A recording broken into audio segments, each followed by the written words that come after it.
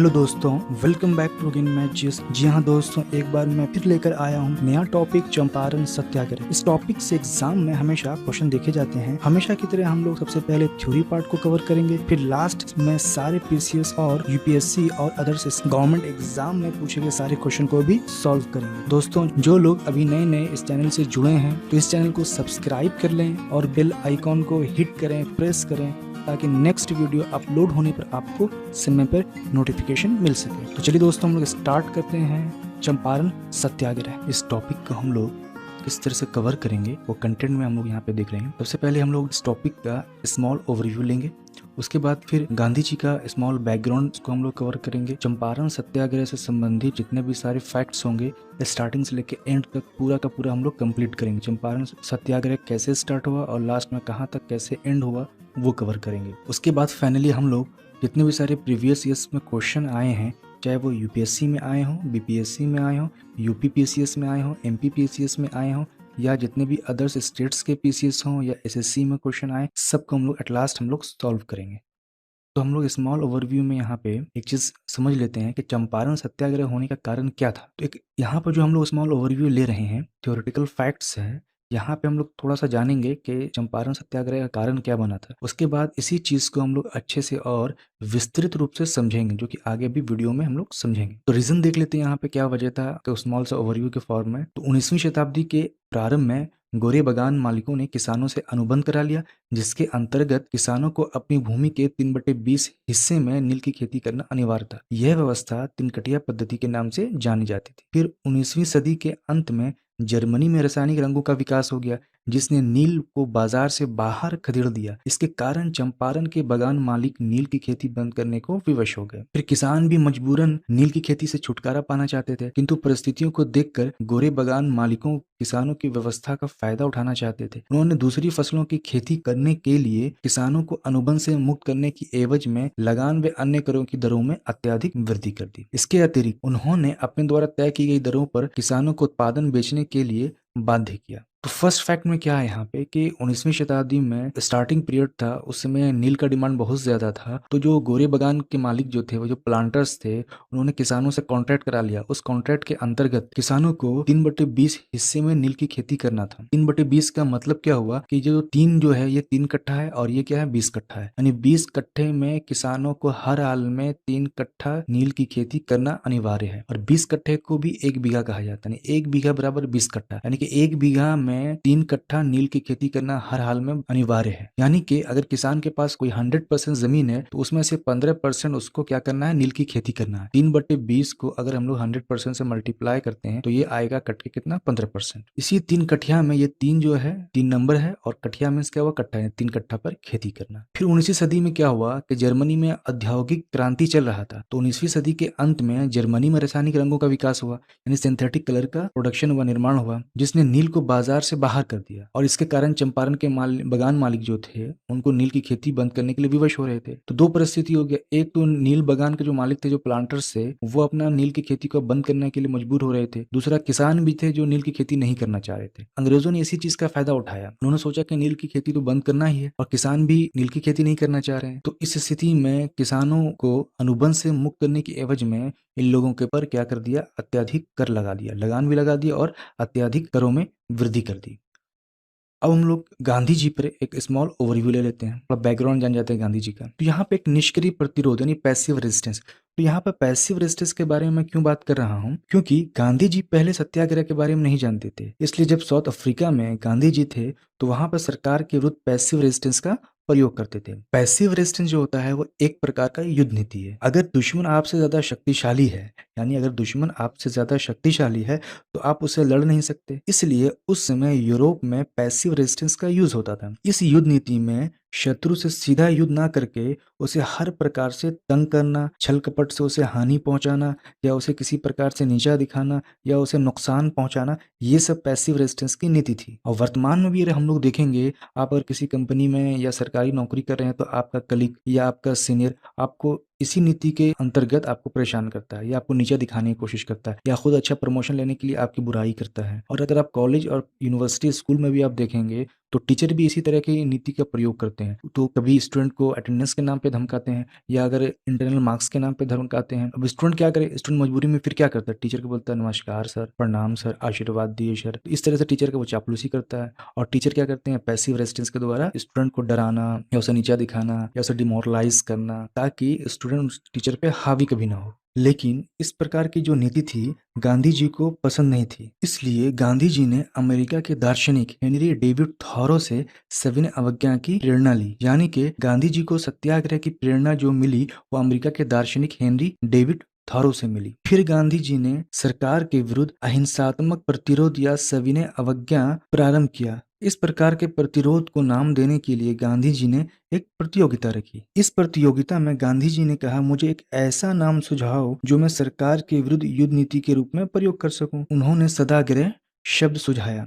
तब गांधी जी ने इस सत्याग्रह शब्द को चेंज करके सत्याग्रह शब्द कर दिया, यानी कि सत्य के लिए आग्रह करना, पैसिव रेजिस्टेंस। और सत्याग्रह का यानी सत्याग्रह कैसे हुआ, कहाँ से आया, क्यों हुआ, ये हम लोगों ने हिस्टोरिकल फैक्ट्स देख लिया। अब थोड़ा गांधी जी के बारे में, बैकग्राउंड के बारे में हम लोग ओवरव्यू ले लेते हैं। तो सबसे पहले 1883 में गांधी जी की 13 वर्ष की आयु में शादी हुई। उसके बाद 1885 ईस्वी में गांधी जी को संतान की प्राप्ति हुई, लेकिन यह संतान कुछ दिनों तक ही जीवित रही। उसके 1888 में गांधी जी बैरिस्टर की पढ़ाई करने लंदन चले गए। उसके बाद 1891 में गांधी जी बैरिस्टर की पढ़ाई करके लंदन से वापस इंडिया आए। उसके बाद फिर 1892 तक लगभग राजकोट में अब वकालत की प्रैक्टिस करने की कोशिश किया, जो कि उनकी वकालत अच्छी नहीं चली। उसके बाद 1893 ईस्वी में गुजरात के ही एक मशहूर व्यापारी दादा अब्दुल्ला भाई ने गांधी जी को साउथ अफ्रीका भेजा, वहां पे अपने केस लड़ने के लिए। और 1894 में गांधी जी ने साउथ अफ्रीका में नेटल कांग्रेस की स्थापना की। उसके बाद फिर गांधी जी 1896 में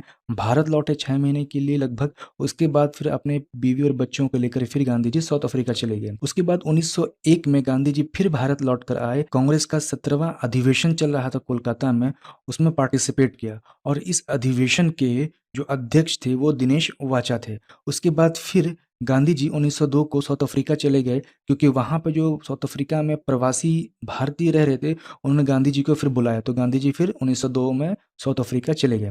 उसके बाद 1904 में गांधी जी ने वहां दो काम किया, एक इंडियन ओपिनियन समाचार पत्र को निकाला और दूसरा फिनिक्स आश्रम की भी स्थापना की। 1906 में गांधी जी ने वहां एशियाटिक रजिस्ट्रेशन एक्ट जो था उसके लिए सत्याग्रह किया, और पहली बार सत्याग्रह उन्होंने इसी 1906 ईस्वी में किया था, ताकि इस रजिस्ट्रेशन एक्ट को समाप्त किया जा सके। उसके बाद फिर गांधी जी 1910 में नटाल फार्म की स्थापना की। यह फार्म उन्होंने वहाँ पे जो गांधी जी के सत्याग्रही थे उनको सपोर्ट करने के लिए, उनको पैसे से सपोर्ट करने के लिए उन्होंने स्थापित किया था। जो फार्म था, इस फार्म में इंडिया से भी बहुत पैसा जाता था। फिर गांधी जी 1913 में वहाँ पे जो काले कानून थे, सारे काले कानून को समाप्त किया। और फिर 9 जनवरी 1915 को गांधी जी फिर भारत लौट आए। तो ये 9 जनवरी जो क्या है वो प्रवासी दिवस के रूप में मनाया जाता है। फिर गांधी जी 1917 में चंपारण सत्याग्रह किया। फिर 1920 से 22 ईस्वी में उन्होंने फिर असहयोग आंदोलन चलाया। 1930 ईस्वी में फिर गांधी जी सविनय अवज्ञा आंदोलन चलाया और नमक कानून को भी तोड़ा। उसके 1931 में गांधी जी और इरविन के बीच समझौता हुआ, जो गांधी इरविन समझौता कहलाता है। 1942 ईस्वी में भारत छोड़ो आंदोलन का गांधी जी ने नेतृत्व किया। इस प्रकार से जो थोड़ा सा स्मॉल ओवरव्यू था वो हम लोगों ने कवर किया। और हम लोग गांधी जी के बारे में पूरा यहाँ पे नहीं पढ़ रहे हैं, क्योंकि ये जो टॉपिक है वो चंपारण सत्याग्रह से, इसलिए हम लोग जो चंपारण सत्याग्रह जो स्टार्टिंग से एंड तक किस प्रकार चला उसको कवर करेंगे, A to Z पूरा कवर करेंगे।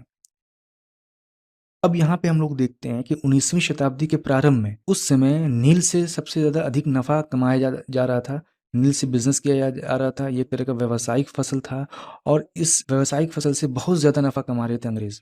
उत्तर बिहार का जो क्षेत्र है, यहाँ पर गन्ने की फसल बहुत ज़्यादा होती थी। तो गन्ने की फसल को कम करके जो नील बागान के मालिक थे उन्होंने नील के उत्पादन पर ज़्यादा जोर देना स्टार्ट किया और जोर दिया। तो इसके लिए अंग्रेज और जो किसान थे उनके बीच में एक अनुबंध बना, एक अनुबंध हुआ, एक कॉन्ट्रैक्ट हुआ। इसी कॉन्ट्रैक्ट को हम लोग क्या कहते हैं, तिनकठिया प्रथा, या इसी अनुबंध को हम लोग तिनकठिया प्रथा कहते हैं। यानी प्रति बीघा पर 3 कट्ठा, यानी कि 3 कट्टे पे आपको नील की खेती करना, अगर आपके पास 20 कट्ठा जमीन है खेती के लिए। फिर 19वीं सदी के अंत में अब क्या हुआ, 1885 का जो डेट था इसमें एक German chemist Adolf von Baeyer था, उसने सिंथेटिक इंडिगो पे काम करना स्टार्ट किया, रिसर्च करना स्टार्ट किया, यानी सिंथेटिक कलर बनाना स्टार्ट किया। फिर इस प्रकार से 1897 में सिंथेटिक कलर का कमर्शियल लेवल पर बिजनेस स्टार्ट हो गया। तो जर्मनी में 1897 में कृत्रिम नील का उत्पादन किया जाने लगा कमर्शियल लेवल पे, लिहाजा भारत में नील का उत्पादन कम हो गया। फिर नील एक व्यावसायिक फसल थी, लेकिन किसान इसलिए नहीं करना चाहते थे क्योंकि इसका मुनाफा प्लांटर उठा के लेके चले जाते थे, यानी सारा का सारा मुनाफा जो था गोरे बागान जो मालिक थे वो लोग उठा लेते थे। तब नीलहे किसानों को अनुबंध से मुक्त करने के एवज में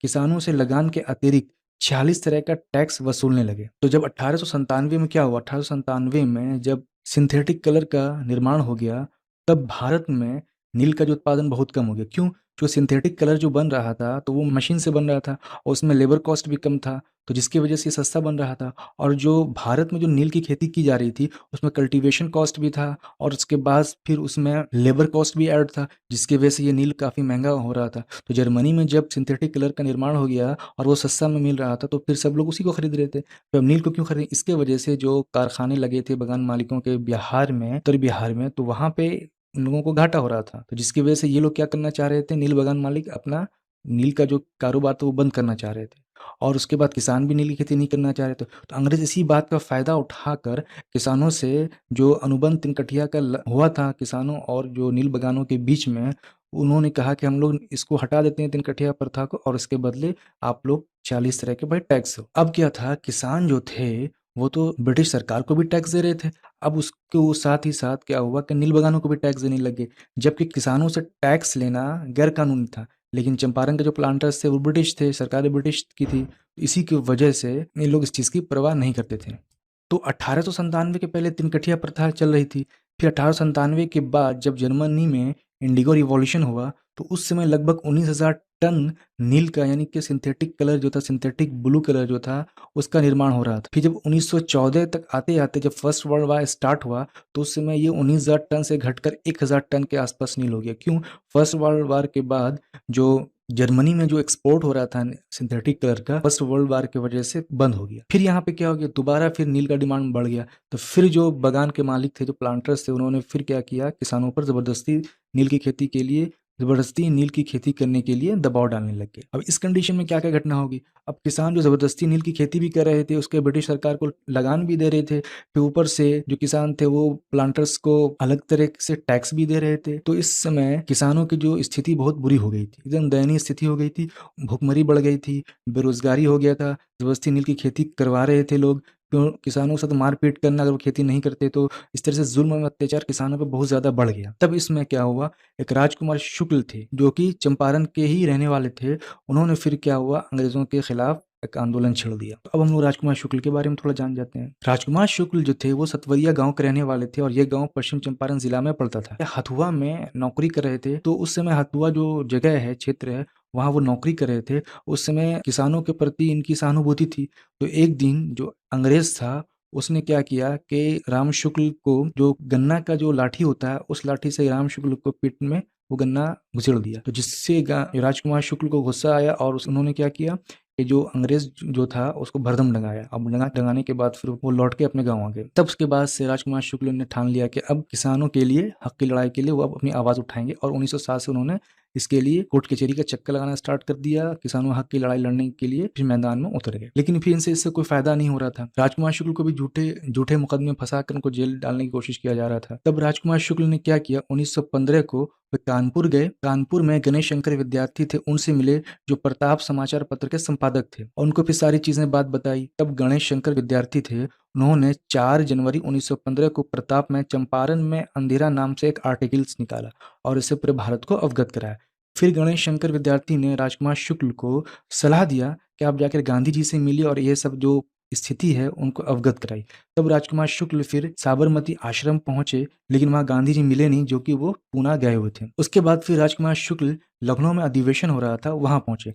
तो यह अधिवेशन दिसंबर 1916 में लखनऊ में कांग्रेस का 31वां अधिवेशन था और इसके अध्यक्ष जो थे अंबिका चरण मजूमदार थे। और यहाँ पर रैयतों की प्रतिनिधि के लिए ब्रजकिशोर प्रसाद, पीर मोहम्मद मुनीस, राजकुमार शुक्ल इत्यादि ये लोग पहुंचे हुए थे। यानी कि किसानों के प्रतिनिधि के रूप में ब्रजकिशोर प्रसाद, मोहम्मद मुनीस, राजकुमार शुक्ल, ये लोग सब आए हुए थे लखनऊ अधिवेशन में। और फिर ब्रजकिशोर प्रसाद ने चंपारण की दुर्दशा पर अपनी बात रखी और एक प्रस्ताव भी प्रस्तुत किया। उसके बाद फिर लखनऊ अधिवेशन में जो चंपारण में किसानों की जो दुर्दशा थी, इसका रिजोल्यूशन पास किया गया। इसी अधिवेशन में फिर गांधी जी को इसी से संबंधित बोलने के लिए कहा गया, लेकिन गांधी जी ने मना कर दिया, क्योंकि गांधी जी को इससे संबंधित कोई भी नॉलेज नहीं था, उस चीज़ के बारे में कोई कुछ भी पता नहीं था। और तब राजकुमार शुक्ल ने गांधी जी से कहा कि आप एक बार चंपारण में आकर देख लीजिए कि किसानों की स्थिति क्या है। तो गांधी जी ने इस चीज़ को नज़रअंदाज कर दिया लखनऊ अधिवेशन में। तो राजकुमार शुक्ल थे, वो गांधी जी का पीछा नहीं छोड़े, उसके बाद उनके पीछे पीछे वो फिर कानपुर आ गए। कानपुर में आकर फिर गांधी जी से उन्होंने कहा, कान यहाँ से चंपारण बहुत नज़दीक है, आप एक बार वहाँ आकर एक बार किसानों की स्थिति देख लीजिए। तब गांधी जी ने राजकुमार शुक्ल से पीछा छुड़ाने के लिए उन्होंने कहा कि ठीक है, मैं एक बार आऊँगा ज़रूर, मैं आने का वचन देता हूँ, लेकिन आज नहीं। उसके बाद भी शुक्ल जो थे वो गांधी जी का पीछा नहीं छोड़े और उसके बाद वो अहमदाबाद भी पहुँच गए। उसके बाद शुक्ल जी गांधी जी के पीछे-पीछे फिर कानपुर भी पहुँच गए। कानपुर में शुक्ल जी ने कहा गांधी जी से, यहाँ से चंपारण बहुत नज़दीक है, आप एक बार कम से कम चंपारण जाकर विज़िट कर लिए, किसानों की स्थिति को देख लीजिए। तो गांधी जी ने फिर कहा कि ठीक है, मैं आऊँगा, मैं आने का वचन ज़रूर दे देता हूँ, लेकिन अभी मैं नहीं जा सकता। फिर उसके बाद से फिर राजकुमार शुक्ल जी फिर पीछा नहीं छोड़े गांधी जी का। उनके पीछे-पीछे फिर वो अहमदाबाद पहुँच गए। वहाँ पहुँचकर शुक्ल जी ने फिर जाने के लिए ज़िद किया। तो गांधी जी से कहा कि आप तारीख कीजिए, आप किस डेट में आप आएँगे चंपारण। तब गांधी जी ने फिर वही बात को दोहराया, ठीक है, मैं आने का वचन देता हूँ, लेकिन अभी मैं नहीं जाऊँगा। जब मैं भारत भ्रमण के लिए निकल रहा हूँ, तो भारत भ्रमण के दौरान ही मैं चंपारण को भी अपने लिस्ट में शामिल कर लेता हूँ। मैं चंपारण में भी 2-3 दिन के लिए विज़िट कर लूँगा। फिर राजकुमार शुक्ल ने फिर क्या किया, 27 जनवरी 1917 को पीर मोहम्मद मुनीस के पास गए और उन्होंने उनसे एक पत्र लिखवाया और गांधी जी को भेजा।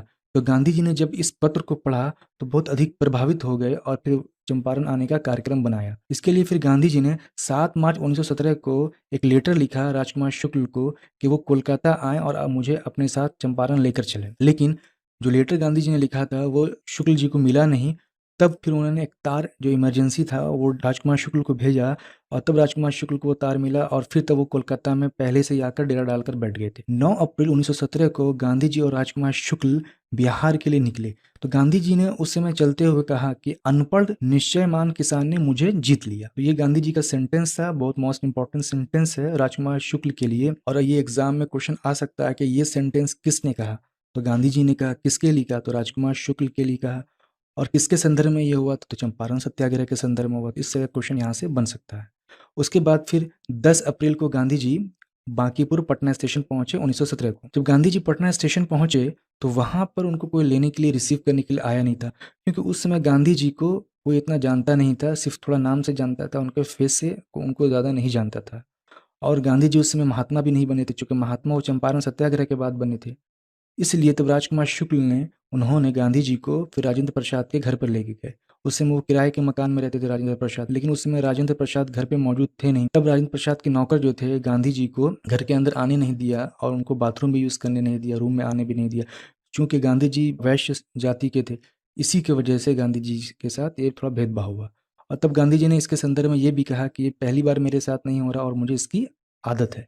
तब राजकुमार शुक्ल जी ने तब मौलाना मजरुल हक थे, उनसे कॉन्टैक्ट किया, उनको सारी स्थिति से अवगत कराया।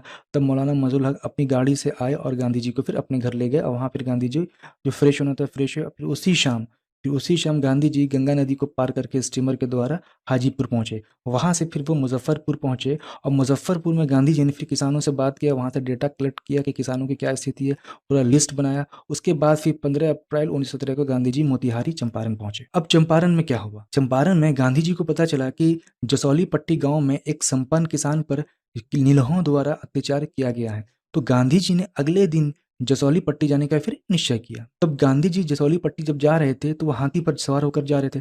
तब इसी दौरान गांधी जी को एक दरोगा ने सूचना दी कि जिला न्यायाधीश आपसे मिलना चाहते हैं, जिलाधीश आपसे मिलना चाहते हैं। तो लिहाजा गांधी जी दरोगा जी के साथ एक बैलगाड़ी पर सवार होकर नगर की ओर लौट गए। फिर महात्मा गांधी ने जब आधी दूरी तय कर ली तब उन्हें पुलिस का एक उच्च अधिकारी मिला जो कि धारा 144 की नोटिस के साथ, इस नोटिस में गांधी जी को अविलंब मोतिहारी छोड़ने का आदेश दिया गया था, लेकिन गांधी जी ने नोटिस को अनदेखा कर दिया। तब इसकी वजह से गांधी जी पर आज्ञा उल्लंघन के मुकदमे की सुनवाई शुरू हो गई। तब गांधी जी ने आरोप को स्वीकार कर लिया और जिलाधीश ने गांधी जी को एक दिन के लिए अपना कार्य स्थगित करने की भी राय दी ताकि वह सरकार से समुचित परामर्श कर सके। गांधी जी ने उनका विचार मान लिया। तो जिस समय ये केस चल रहा था कोर्ट में, तो उसमें लगभग 2000 से भी अधिक किसान कोर्ट के परिसर में जमा हो गए थे और फिर गांधी जी के पक्ष में नारा लगाने लगे थे। फिर इसी संबंध में पटना से ब्रजकिशोर प्रसाद, राजेंद्र प्रसाद, अनुग्रह नारायण सिंह, मजहरुल हक, मिस्टर पोलक, मिस्टर एंड्रयूज, ये सब जो थे वो भी वहाँ पहुंच गए मोतिहारी में। और फिर इन लोगों ने फिर एक योजना बनाई कि सरकार इस विषय में अगर सख्ती दिखाए तो क्या करना चाहिए। फिर सरकार से सूचना मिली कि गांधी जी पर धारा 144 हटा ली गई है और उन पर जो भी केस बना है सब हटा लिया गया और गांधी जी को इस बात की इजाजत दी गई कि आप अहिंसात्मक रूप से आपको जो कार्य करना है वो आप कर सकते। फिर बिहार राज्य के गवर्नर गेट महोदय ने गांधी जी को कुछ प्लांटर्स के प्रतिनिधियों के साथ रांची में बुलाया। उसके बाद एक जांच कमेटी, चंपारण एग्रेरियन कमेटी गठित की गई। इसमें गांधी जी भी सदस्य बनाए गए। जांच कमेटी के सदस्यों में कोई एक मत नहीं था, नीलहों के प्रतिनिधियों में असंतोष था, लेकिन बहुमत के आधार पर सरकार ने 4 मार्च 1918 में चंपारण अधिनियम पास किया। लिहाजा तिनकठिया प्रथा समेत कृषि संबंधी अवैध कानून भी समाप्त हो गए और इसके फलस्वरूप जितनी भी राशि अवैध वसूली गई थी उसका 25% फिर किसानों को लौटा दिया गया। चंपारण सत्याग्रह से संबंधित या गांधी जी के जो सहयोगी व्यक्ति थे वो महादेव देसाई थे, ब्रजकिशोर प्रसाद थे, मजहरुल हक थे, नरहरि पारिक थे, राजेंद्र प्रसाद थे और जेबी कृपलानी थे। तो इन सब के नामों को याद हम लोग कैसे करेंगे। यहाँ पे हम लोग महादेव दिख रहे हैं, तो महादेव जो थे जब किशोर अवस्था में थे तब उन्होंने जो समुद्र मंथन से जो विष का जो कलश निकला था यानी जिसमें जहर था, उन्होंने क्या किया, अपने कंठ में धारण कर लिया और कंठ में धारण करके हरि और राजेंद्र प्रसाद पर कृपा की। तो यहाँ से हम लोगों को याद हो गया कि महादेव देसाई हो गया, फिर उसके बाद किशोर से ब्रज किशोर हो गया और जहर को उन्होंने धारण किया अपने कंठ में तो मजहरुल हक हो गया और हरि और राजेंद्र पर उन्होंने कृपा, तो हरि से नरहरि हो गया, राजेंद्र से राजेंद्र प्रसाद हो गया और कृपा से जेबी कृपलानी हो गया। ये पटना का गांधी मैदान है, लेकिन ये पहले पटना का गांधी मैदान के नाम से नहीं जाना जाता था, बल्कि इसे बांकीपुर का मैदान या पटना लॉन का मैदान के नाम से जाना जाता था। इस मैदान में जो अंग्रेज थे तो वो लोग यहाँ पर हवाखोरी करने के लिए आते थे, मुफ्तखोरी करने के लिए आते थे, घूमने फिरने के लिए आते थे और इसमें आम लोगों की एंट्री नहीं थी। बांकीपुर या पटना लॉन का जो नाम जो गांधी मैदान पड़ा है, जब 1948 में गांधी जी का जब असैसिनेशन हुआ तो उनको ट्रिब्यूट देने के लिए तब फिर इनके नाम पर अपना लॉन या बांकीपुर का जो लॉन था उसको बदलकर गांधी मैदान नाम किया गया। और गांधी मैदान महात्मा गांधी की देश की सबसे बड़ी मूर्ति यहीं लगी है। चंपारण सत्याग्रह के दौरान ही जनवरी 1918 में लगभग यहाँ पर गांधी जी ने जनसभा को भी संबोधित किया था। तो इसी जनसभा को संबोधित की वजह से और उनको ट्रिब्यूट देने की वजह से जो पटना लॉन का नाम बदलकर गांधी मैदान किया गया था। अब हम लोग क्वेश्चन को यहाँ पे सॉल्व करते हैं। पटना लॉन का गांधी मैदान के रूप में नामकरण कब किया गया? तो भारत छोड़ो आंदोलन के दौरान नहीं, साइमन आयोग विरोधी रैली के दौरान नहीं, चंपारण सत्याग्रह के दौरान, इसलिए इसका आंसर सी हो गया। निम्न में से महात्मा गांधी का भारत में पहला सत्याग्रह कौन सा था? तो चंपारण सत्याग्रह था। किसने यूरोपियन नील बगान मालिकों द्वारा किसानों के शोषण की तरफ गांधी जी का ध्यान आकर्षित किया? तो राजकुमार शुक्ल ने किया। बिहार के कौन से स्थान में गांधी जी ने अपना प्रथम सत्याग्रह किया? तो चंपारण में। गांधी जी ने भारत में पहली बार सत्याग्रह आंदोलन बिहार में कहाँ प्रारंभ किया?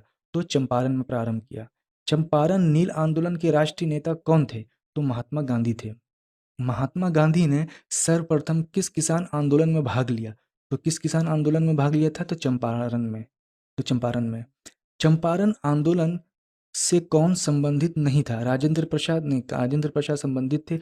अनुग्रह नारायण ये भी संबंधित थे। जेबी कृपलानी ये भी संबंधित थे। जयप्रकाश नारायण ये संबंधित नहीं थे, ये 1942 के आंदोलन से संबंधित थे। गांधी जी का चंपारण सत्याग्रह किससे जुड़ा था? तो किससे जुड़ा था? इजारेदारी से नहीं, तिनकठिया से। हाँ बिल्कुल। निम्नलिखित स्थानों में से कहाँ गांधी जी ने भारत में सर्वप्रथम सत्याग्रह प्रारंभ किया? तो कहाँ किया? चंपारण में। दक्षिण अफ्रीका से लौटने के पश्चात गांधी जी ने प्रथम सफल सत्याग्रह आरंभ किया, तो कहाँ किया था? चंपारण में। गांधी जी ने अपना पहला सत्याग्रह आरंभ किया तुर्की पर ब्रिटिश का आक्रमण के विरुद्ध नहीं, रॉलेट एक्ट के विरुद्ध नहीं, 1935 के भारत सरकार अधिनियम के विरुद्ध बिल्कुल नहीं, मजदूरों को कम वेतन दिए जाने के लिए बिल्कुल नहीं। इसका आंसर क्या हो गया? फिर ई हो गया। चंपारण में तिनकठिया प्रथा का तात्पर्य था, तो 3/20 भूभाग पर नील की खेती करना। बिल्कुल सही। गांधी जी का चंपारण आंदोलन था हरिजनों के अधिकारों की सुरक्षा हेतु नहीं, सविनय अवज्ञा आंदोलन हेतु नहीं, हिंदू समाज की एकता बनाए रखने के लिए नहीं, नील कर्मियों की समस्याओं के समाधान हेतु। चंपारण संघर्ष में निम्नलिखित में से किन नेताओं ने महात्मा गांधी का साथ दिया था? तो वल्लभ भाई पटेल ने नहीं, जवाहरलाल नेहरू ने नहीं, राजेंद्र प्रसाद और अनुग्रह नारायण सिन्हा, बिल्कुल इन्होंने दिया था। महादेव देसाई ने भी दिया था, लेकिन मणिबेन पटेल ने नहीं दिया था, इसलिए इसका आंसर डी नहीं होगा। निम्नलिखित में से कौन महात्मा गांधी के चंपारण सत्याग्रह से संबंध है? वल्लभ भाई पटेल नहीं, मदन मोहन मालवीय नहीं, शौकत अली नहीं, तो राजकुमार शुक्ल। तिनकठिया कानून किस स्थान पर किस क्षेत्र से संबंधित है? गोरखपुर का अफीम से नहीं, बेगूसराय का धान से नहीं, चंपारण में नील, हाँ इसका आंसर क्या हुआ? चंपारण का नील से। निम्नलिखित कथनों में से कौन चंपारण सत्याग्रह से संबंध सही नहीं है? यह किसानों से जुड़ा था, तिनकठिया प्रथा के विरुद्ध संचालित किया गया था, तो ये संबंध है। डॉक्टर राजेंद्र प्रसाद तथा जेबी कृपलानी ने इसमें एम के गांधी का सहयोग किया था, ये भी सही है। यह प्रथम आंदोलन था जिसे एम के गांधी ने संपूर्ण भारत के स्तर पर आरंभ किया था, नहीं ये गलत है, तो इसका संबंध नहीं, इसलिए इसका आंसर सी हो गया। ये संपूर्ण भारत पर नहीं, संपूर्ण भारत स्तर पर नहीं किया था आरंभ, बल्कि ये सिर्फ चंपारण में किया गया था। निम्नलिखित में से किसने नील की खेती के संबंध में चंपारण में महात्मा गांधी को आमंत्रित किया था? तो राजकुमार शुक्ल ने आमंत्रित किया था। महात्मा गांधी के चंपारण सत्याग्रह का किसने विरोध किया था? तो एनजी रंगा ने किया था। कौन सी घटना सबसे पहले हुई? खेड़ा सत्याग्रह नहीं, सविनय अवज्ञा आंदोलन नहीं, असहयोग आंदोलन नहीं, चंपारण सत्याग्रह, इसलिए इसका आंसर डी हो जाए। खेड़ा कब हुआ था? 1918 में हुआ था। सविनय कब हुआ था? 1930 में हुआ था। असहयोग कब हुआ था? 1920 में हुआ था। और चंपारण कब हुआ था? 1917 में हुआ था। चंपारण कृषि जांच समिति का सदस्य निम्नलिखित में से कौन नहीं था? राजा हरिहर प्रसाद थे, डीजे रीड भी थे, एफजी सलाई भी थे, अनुग्रह नारायण सिंह ये नहीं थे, इसलिए इसका आंसर क्या हो गया? डी हो गया। तो इसके सदस्य जो थे वो कौन थे? एफजी सलाई थे, एमईएल टैनर थे, महात्मा गांधी थे, राजा हरिहर प्रसाद थे, डीजे रीड थे, एफजी सलाई थे, एलसी अदामी थे और जी रैनी थे। इसमें से जो अध्यक्ष एफजी सलाई थे और सचिव जो थे एमएल लेनर थे। चंपारण सत्याग्रह के दौरान महात्मा गांधी के साथ कौन शामिल थे? वल्लभ भाई पटेल नहीं, जवाहरलाल नेहरू नहीं, राजेंद्र प्रसाद, अनुग्रह नारायण, इसका आंसर क्या हो गया? सी। चंपारण आंदोलन की समाप्ति के उपरांत गांधी जी ने किसे अपने मोतिहारी के कार्यालय का कार्यभार सौंपकर वापस लौट गए? तो राम नवी प्रसाद नहीं, ब्रिज किशोर प्रसाद नहीं, श्यामानंदन सहाय नहीं, तो जनकधारी प्रसाद। महात्मा गांधी का पहली बार बिहार में आगमन हुआ तो कब हुआ? 1917 को हुआ था, यानी 10 अप्रैल 1917 को पटना में हुआ था। चंपारण आंदोलन के समय बिहार का उपराज्यपाल था, तो एफजी सलाय नहीं, एडवर्ड अल्बर्ट गेट, बिल्कुल ये थे। चंपारण आंदोलन के परिणाम के संबंध में कौन सी बातें सत्य? तिनकठिया प्रथा का अंत सही है, सभी रैयतों का लगान घटा दिया गया, सही। बगान मालिकों द्वारा वसूल के अवैध नगद रुपये में 25% की वापसी, ये भी सही, इसलिए इसका आंसर क्या है? उपर्युक्त में से एक से अधिक। चंपारण आंदोलन के समय बिहार का उपराज्यपाल था, तो कौन थे? Edward Albert Gait. Champaran Satyagraha के दौरान गांधी जी पर मुकदमा चलाया गया, तो कहाँ चलाया गया था? मोतिहारी में। चंपारण प्रसिद्ध है एक आंदोलन के कारण जिसका संबंध था महात्मा गांधी से। गांधी जी द्वारा चलाए गए सफल सत्याग्रह के साथ कौन सा स्थान जुड़ा है? तो चंपारण जुड़ा है। गांधी जी ने भारतीय राजनीति में प्रवेश किया, तो चंपारण आंदोलन से प्रवेश किया। तो दोस्तों आज के वीडियो में इतना था। दोस्तों अगर वीडियो पसंद आए तो वीडियो को लाइक और शेयर करना ना भूलें, और इस चैनल से जो लोग नए जुड़े हैं तो इस चैनल को सब्सक्राइब कर लीजिए और बेल आइकन को भी हिट कीजिए, प्रेस कर लीजिए।